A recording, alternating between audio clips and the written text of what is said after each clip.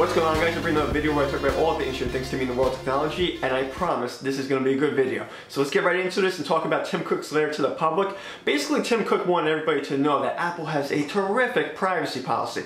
So I took the initiative, I wanted to read through it, and I saw exactly how Apple is using your information that you provide to them when you buy a product, including location, search query information, all sorts of other information about your personal data is being stored on their servers. Now, when they talk about how they're protecting you, they say, you know what, don't worry about us, because if someone has your phone, say the police or the investigators from the government, you don't have anything to worry about because they can't get into your phone. But if you look into this more, you know that if someone accesses information on the iCloud, that's not protected, and Apple is going to be more than happy to provide that information if someone asks for it, such as the government. I would say within reason, it's understandable, request that they would want to ask for that information.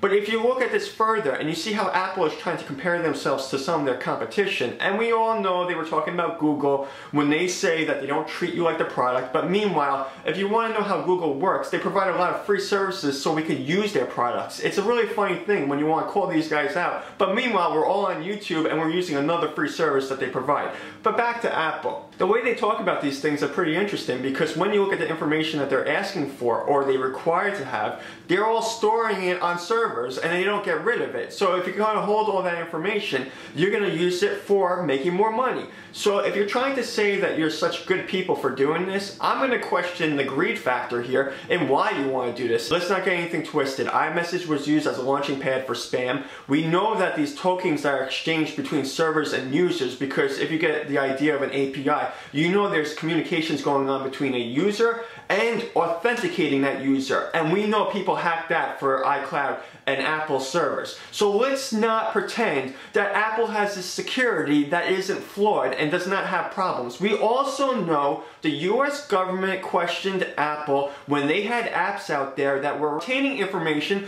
without asking the user first. And basically Apple went back and tried to correct that. So again, we are not going to be misinforming people when we start presenting the ideas of iOS versus Android or Apple versus Google, and Google uses you as a product, and Google is all about advertising. But meanwhile, the Nexus phone and their tablet's pretty impressive, and they're more interested in hardware than ever because mobile is where it's at these days. Now, as far as the tech reviewers who promote Apple, we all know that you're out there. You're the same ones who are complaining about the Android default browser, saying it had a security issue. But meanwhile, 500 million users downloaded Google Chrome for Android. So what does that tell me? It tells me that you're the same person who says that you like Android and iOS, which is a bunch of nonsense. You take this passive-aggressive step, I said it in all my other videos about people like this, and you knock Android when you can, and you try to promote Apple as the better choice. But then when people call you out for your nonsense, you try to say, I'm being bullied, please help me, I'm being bullied.